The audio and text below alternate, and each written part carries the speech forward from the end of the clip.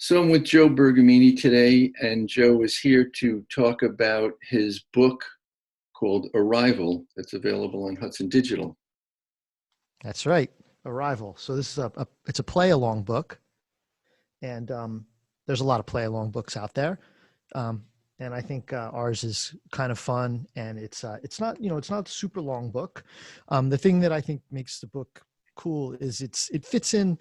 Rob, we've done a lot of play along books, and there's a lot of classic ones out there that cover all the styles. Mine is kind of in the style of the bands I always liked, so it's kind of a hard rock / pop play along book. And Don Famularo and I kind of co-produced the tunes, and the guy who wrote these tunes and performed the guitar and keyboards on them is Zach Risby, my good friend from the band Kansas, who I had the band Forefront with. And actually the bass player Frank from Forefront is on this too. So it kind of lives in a little bit of more of a hard rock pop world. So we were sort of like an instrumental version of guys who liked Rush, Toto, Steely Dan, Kansas, The Police, those kinds of bands. So our tunes are a little more in that kind of if you like progressive stuff or fusion-y pop, but there's no real crazy odd times. There's some 6/8 and some 3/4. It's not a advanced prog rock book with odd times, but we feel like it's very real world, and it's a lot of fun, and my students seem to like it. So the tracks sound great on it. Thanks. Yeah, these tracks have been around for a while, so I like to go back and revisit them. So I recorded some clips of different tunes. Should I talk about the tunes? Yeah, let's see. Maybe we can get you to demonstrate one.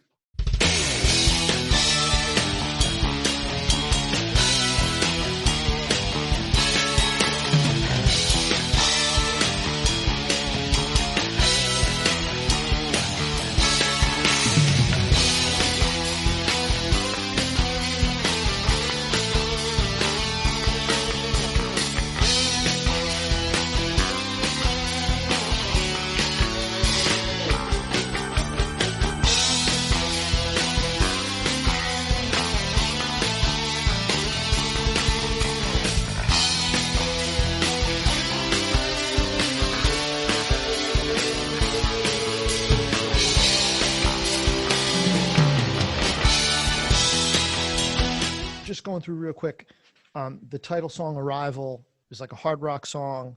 One of the things that Dom was big about is making sure that there was good charts and ensemble figures to catch within the charts, and having to do that in this kind of musical environment was a little different. So Arrival is a hard rock thing. We definitely threw in a lot of places where there's drum breaks, places to solo.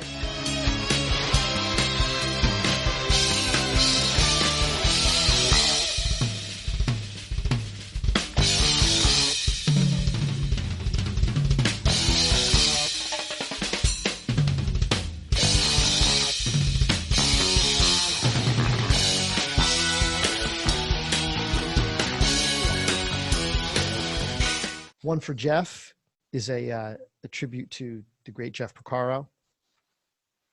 Across the Sea is a nice ballad in 3/4.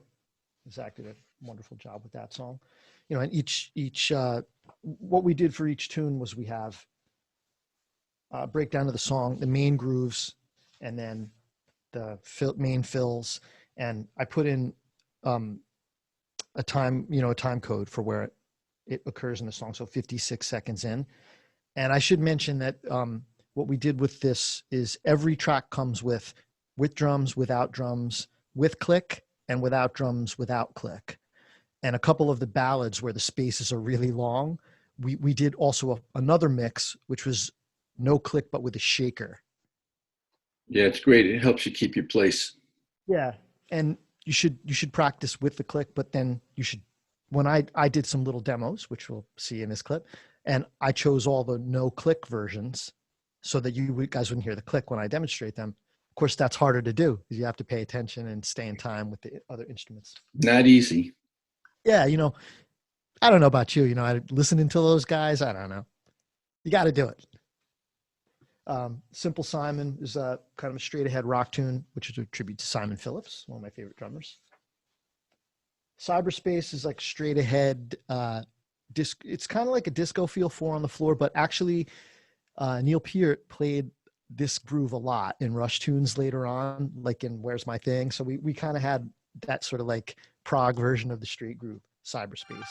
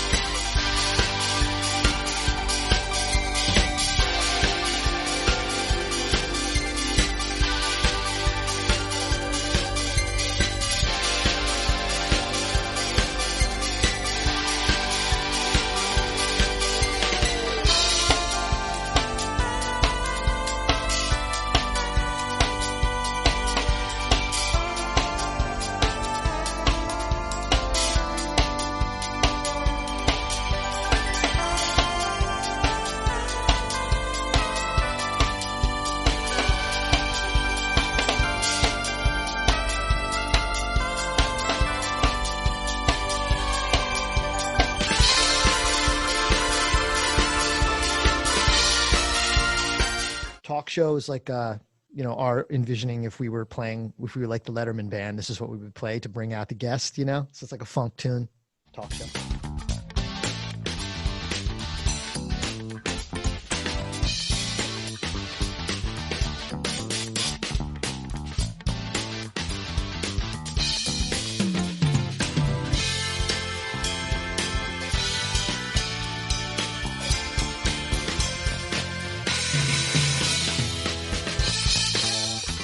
NYC is our like, we were driving on 7th Avenue South. So it's like a straight, slow 16th funk kind of, kind of a, I guess almost like a smooth jazzy kind of a funk, vibe, but NYC.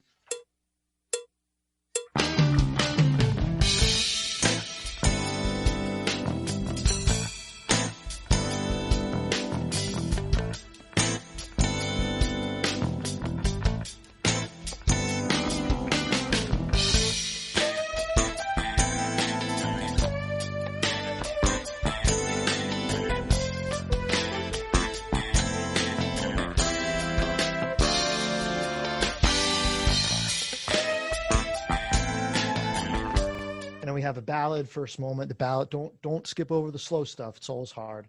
White Island, which is a kind of a hard rock alternative kind of thing, sort of like maybe like a Pearl Jam, Alice in Chains type of tune. And last but not least, we have one called A Star in the Hills, which is like a prog tune with a lot of drum breaks. So it's a lot of fun, and you can, my students really enjoy it. A lot of the teachers that I know and that I teach really enjoy it, and it could be a real nice compliment to a lot of the other drum books. I feel like it fits into a space that's unique. Yeah, it's great stuff. Really great. Cool. Thank you, Joe. Thanks for having me.